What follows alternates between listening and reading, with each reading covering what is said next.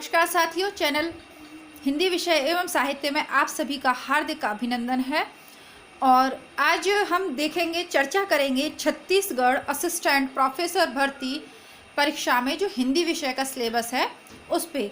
इसका सिलेबस क्या है इसको भी विस्तार से जानेंगे। साथ ही इस परीक्षा की तैयारी आप मेरे चैनल के माध्यम से कैसे कर सकते हैं या मैं इसमें किस तरीके से आपकी सहायता कर सकती हूँ, इस पे भी हम चर्चा करेंगे। सबसे पहले हम सिलेबस को देखते हैं, इसके बाद इसकी तैयारी कैसे करनी है, इन सब बातों पे चर्चा करेंगे। सबसे पहले इसमें दिया हुआ है देखिए, लॉकडाउन की वजह से या किस कारण बस बाहर जाना तो संभव नहीं हुआ, लेकिन मैंने इसलिए पूरा जो सिलेबस है वो आपका एक पेज पे अलग से लिख लिया है, क्योंकि वीडियो बनाना भी ज़रूरी था। जैसा कि सीमा जी का रिक्वेस्ट आ रही थी कि मैं छत्तीसगढ़ प्रोफेसर भर्ती परीक्षा की भी तैयारी करवाऊं, तो इसीलिए मैंने ये सिलेबस देखा। मुझे लगा कि ये बहुत आसान सिलेबस है और यदि आप लोगों को इससे डरने की बिल्कुल भी ज़रूरत नहीं है, घबराने की ज़रूरत नहीं है। यदि आपका ये सिलेबस इतना है, नेट परीक्षा का तो ये आधा सिलेबस है, तो फिर बहुत ही सरल है। आप सबसे पहले तो निश्चिंत हो जाइए, बहुत ही सरल सिलेबस है आपके लिए। नेट परीक्षा आप करके आए हो तो जाहिर सी बात है सिलेबस को आप लगभग कर चुके हो नेट परीक्षा की तैयारी के दौरान। अब सबसे पहले लगा हुआ है आपका प्राचीन काल से लेकर आज तक के हिंदी साहित्य का सामान्य ज्ञान अपेक्षित रहेगा अथवा होगा। हिंदी साहित्य के इतिहास के किसी भी कालखंड और रचना प्रवृत्ति पर प्रश्न पूछे जा सकेंगे। पाठ्य सामग्री से व्याख्या के अतिरिक्त कवियों लेखकों के रचनात्मक अनुदान पर आलोचनात्मक प्रश्न पूछे जा सकेंगे। ये चीज़ है, तो इसका मतलब हो गया है हिंदी साहित्य का इतिहास।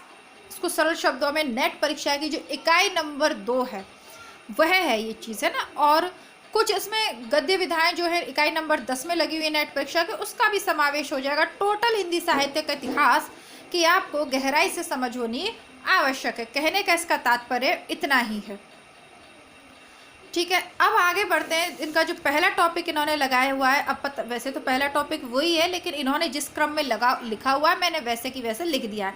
प्राचीन कवि की कविताएं, कबीर ग्रंथावली में नागरी प्रचारणी सभा, श्याम संपादक श्याम सुंदर दास, प्रथम 100 साखियाँ, यानी कबीर ग्रंथावली की प्रथम 100 साखियाँ हैं आपके प्राचीन काव्य में।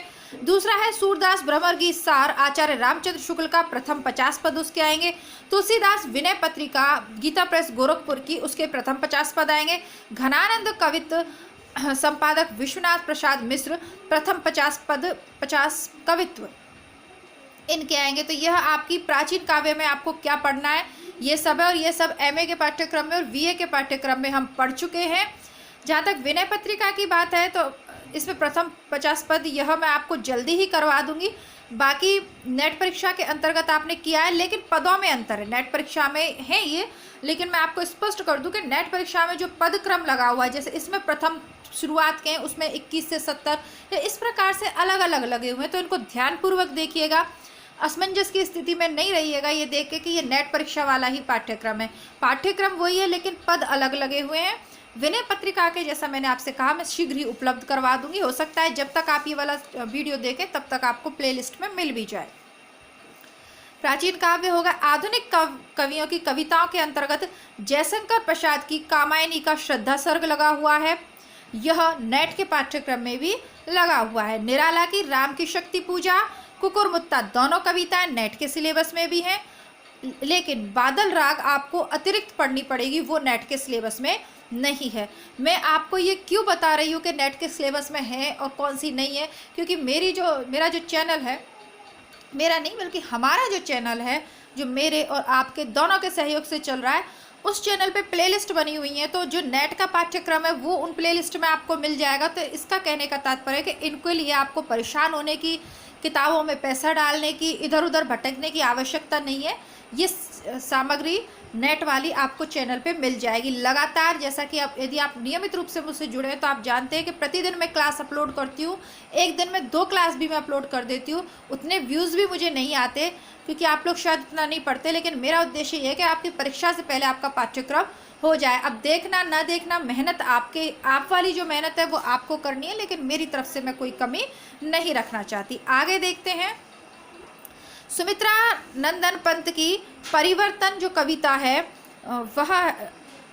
वह नेट के पाठ्यक्रम में भी है, इसमें भी है। नौका विहार, संध्या के बाद और ताज, ये आपको अलग से पढ़नी है। अज्ञे की नदी के द्वीप और अंतःसलीला, 2 कविताएं आपको पढ़नी है। बाकी अज्ञे की नदी के द्वीप, यह द्वीप अकेला, कलगी बाजरे की हरी घास पर क्षणभर, अंतःसलीला, 5 में से 3 कविताएं यह द्वीप अकेला, कलगी बाजरे की और हरी घास पर क्षणभर नेट के पाठ्यक्रम में है।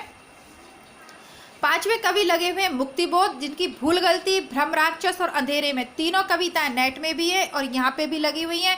तीनों कविताएं व्याख्या और मूल भाव के साथ आपको चैनल पे प्लेलिस्ट बनी हुई है, वहाँ पे मिल जाएंगी। तीनों को आप वहाँ से देख लीजिएगा। अब छायावाद के जयशंकर प्रसाद, निराला और पंत को इन्होंने समाहित किया है सिलेबस में, लेकिन महादेवी वर्मा को छोड़ दिया है। तो आगे देखते हैं, उपन्यासों में प्रेमचंद का गोदान, फणीश्वरनाथ रेणु का मैला आंचल और भीष्म साहनी का तमस, 3 उपन्यास लगे हैं। तीनों की तीनों नेट के पाठ्यक्रम में भी है। गोदान उपन्यास आप पूरा पढ़ना चाहें तो चैनल पे आपको मिल जाएगा। बाकी आप रिवीजन के तौर पे फर्स्ट वीडियो देख लीजिएगा परीक्षा से पहले, जिसमें पात्र और जो मूल संवेदना उससे संबंधित थोड़ा बहुत आपके लिए काम दे जाएगा, उतना भी। बाकी पूरा पढ़ना चाहें, अभी टाइम है लॉकडाउन का, तो आप पढ़ सकते हैं चैनल पे। जयशंकर प्रसाद का नाटक स्कंदगुप्त लगा हुआ है, धर्मवीर भारती का नाटक अंधा युग लगा हुआ है, और मोहन राकेश का नाटक आधे अधूरे लगा हुआ है। तीनों के तीनों यथावत नेट के पाठ्यक्रम में भी है, तो चैनल पे आपको उपलब्ध हो जाएंगे। लेकिन फिलहाल वर्तमान की मैं आज की तारीख की बात करूं तो आधे अधूरे चैनल पे आपको पूरा की पूरा प्लेलिस्ट में मिल जाएगा, वहां से आप देख लीजिए। नाटक कोई बहुत बड़ा नहीं है, 4 या 5 वीडियोज हैं, बोलता देख लीजिएगा। नाटकों में बीच से भी कथन पूछे जाते हैं, जैसे इनकी बड़ी लड़की से संबंधित कथन पिछली बारी नेट परीक्षा में पूछा गया, तो वहां से आप देखते हैं। निबंधों की मैं बात करूं तो सरदार पूरण सिंह का मजदूरी और प्रेम, हजारी जी का अशोक के फूल, शुक्ल का श्रद्धा एवं भक्ति और कविता क्या है। 4 निबंध हैं आपके पाठ्यक्रम में और छत्तीसगढ़ वाले में, तो इसमें मजदूरी और प्रेम और कविता क्या है, शुक्ल जी के 2 निबंध नेट के पाठ्यक्रम में लगे। अशोक के फूल और श्रद्धा एवं भक्ति ये नहीं लगे हुए, लेकिन जैसा कि सीमा जी ने कहा था उस हिसाब से तो ये श्रद्धा और भक्ति वाला जो निबंध है काफ़ी लंबा, काफ़ी महत्वपूर्ण निबंध है, लेकिन इसको मैंने पूरा कर दिया है, पूरा आपको पढ़ा दिया है अच्छे से। अब इसकी अलग से प्लेलिस्ट मैंने बना दी है। एक प्लेलिस्ट है निबंध की, उसमें आपको बाकी के निबंध मिल जाएंगे, और एक प्लेलिस्ट है रामचंद्र शुक्ल के निबंधों की, तो उसमें आपको यह निबंध मिल जाएगा।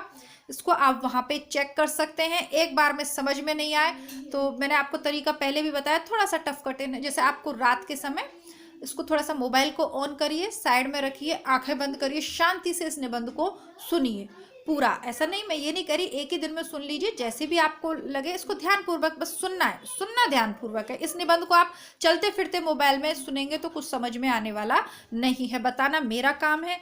अब आप लोग कितना फॉलो करोगे ये आपकी पे डिपेंड करता है। अब छठा टॉपिक है भारतीय व पाश्चात्य काव्य शास्त्र, तो इसके अंतर्गत रस सिद्धांत, अलंकार संप्रदाय, वक्रोक्ति संप्रदाय, अनुकरण सिद्धांत, विरेचन सिद्धांत, अभिव्यंजनावाद टॉपिक लगे हुए हैं। अभिव्यंजनावाद हमारे नेट के पाठ्यक्रम में नहीं है, ये सभी सिद्धांत नेट के पाठ्यक्रम में, लेकिन अभी तक मैंने इनको नहीं करवाया। यानी कि आज चल रही है मई, अच्छा 24 मई है, हाँ इतना ही होगा, 23-24 थोड़ा याद नहीं आ रहा। तो ये अभी तक की आज की तारीख में तो ये आपको नहीं मिलेगा प्लेलिस्ट में, आप परेशान ना हो। लेकिन यदि कुछ दिन बाद आप ये वीडियो देख रहे हैं तो निश्चित तौर पे आपको यह मिल जाएगा। ये सब भी करवाएंगे क्योंकि नेट के पाठ्यक्रम में है। अब अगला जो आपका टॉपिक है 7वां जो आपका लगा हुआ है वह लगाया हुआ आधुनिक हिंदी कविता के प्रमुख बात, छायावाद, प्रगतिवाद और प्रयोगवाद। तो ये तो हिंदी साहित्य के अंतर्गत आ ही गए।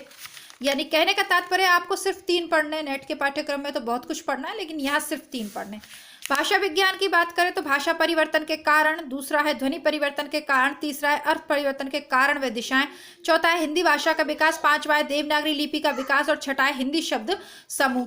तो भाषा विज्ञान वाला टॉपिक अभी चैनल पे मैंने नहीं करवाया है और अभी जल्दी ही हाल फिलहाल इसको करवाने की मेरी योजना नहीं है। मैं आपको भ्रमित नहीं करूंगी, ना ही आपको झूठी तसल्ली दूंगी कि मैं इसको आपको करवा दूंगी। यदि आपकी परीक्षा जल्दी ही हो जाती है तो मैं इसको नहीं करवा पाऊंगी, क्योंकि नेट का सिलेबस इतना ज़्यादा है कि वो सब साहित्यिक रचनाएं जो किताबें आपको नहीं खरीदनी पड़े, थोड़ा सा उसको पहले काम करेंगे। हिंदी साहित्य को अगर आप सही से कर लेते हैं तो असिस्टेंट प्रोफेसर नेट परीक्षा के साथ यदि आप बीएड करके टीजीटी पीजीटी की भी प्रिपरेशन कर रहे हैं, बहुत से भाई लोग एनबीएस केवीएस डीट्रिपल की भी प्रिपरेशन करते हैं, तो वो पार्ट बहुत ज़्यादा आपकी सक्सेस में महत्वपूर्ण भूमिका निभाता है, तो उसको पहले करेंगे। तो मैं इसके लिए अभी तो नहीं कह सकूंगी। अभी ये जो वीडियो मैं बना रही हूँ मई 2020 में बना रही हूँ, हो सकता है आप इस वीडियो को कुछ समय बाद देखें तो डेफिनेटली आपको ये सारी चीज़ें चैनल पे एक ही जगह मिल जाएंगी, अभी नहीं मिलेंगी। और मैं यही आपसे कहूँगी कि अभी इस टॉपिक को, ये जो 8वां वाला टॉपिक है भाषा विज्ञान, इसको आप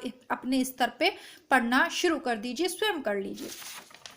ये हो गया आपका छत्तीसगढ़ असिस्टेंट प्रोफेसर भर्ती परीक्षा का पूरा सिलेबस। बहुत ही छोटा सा, बहुत ही सुंदर सा सिलेबस है ना, बहुत ही क्यूट सा। इतना सरल भी सिलेबस हो सकता है क्या असिस्टेंट प्रोफेसर का? मुझे तो पता ही नहीं था, आज पता चला। चलो अच्छी बात हुई। ये हो गया जो मेरे चैनल पे आपको मिल जाएगा। अब पुराने पेपरों के लिए मैंने सोचा है जैसे ही आपकी परीक्षा की डेट आती है हम पुराने पेपर सॉल्व करेंगे दोबारा से। चैनल को मैंने शुरू में जब नया नया शुरू किया था तब मैंने वो पुराने पेपर करवाए थे, तब स्टैंड भी नहीं था, बहुत सारी परेशानियां थी, तो शायद उतने अच्छे से मैं नहीं करवा पाई। यानी मैं अपने काम से संतुष्ट नहीं हूँ पुराने पेपर सॉल्व करवा के, जिस तरीके से वो करवाने चाहिए थे उस तरीके से नहीं करवा पाई उस समय। तो यदि आप लोगों को आवश्यक लगे तो आप कमेंट बॉक्स में लिखवा दीजिएगा। तो जितने भी पुराने पेपर हैं, नेट परीक्षा की मैं बात करूँ, वो हम सॉल्व करेंगे प्रतिदिन एक पेपर। लेकिन ऐसा तभी होगा जब आप कमेंट बॉक्स में कमेंट करेंगे कि आप पुराने पेपर सॉल्व करना चाहते हैं। तो क्योंकि नेट परीक्षा और इसका सिलेबस सेम है तो फिर वो दोनों में काम आ जाएंगे। ये बात हो गई। दूसरी बात देखिए, आपको जो श्रद्धा और भक्ति वाला निबंध है, अभी उसको अभी ने वीडियो बनाया तो बोलते बोलते थोड़ा गला बैठ जाता है, ठीक है। और क्योंकि बच्चे भी हैं, लॉकडाउन का समय है, तो मैं सोचती हूँ थोड़ा तेज़ आवाज़ में बात करती हूँ। माइक मेरा आ नहीं पाया था लॉकडाउन की वजह से, उधर कुछ सामान मंगाना था पर कुछ बुक्स है, माइक है, ये सब चीज़ें नहीं आ पाई, तो थोड़ा तेज़ मैं बोलने की कोशिश करती हूँ ताकि यदि आपको सुनने में या समझने में किसी प्रकार की परेशानी ना हो। तो थोड़ा सा गला बैठ गया है।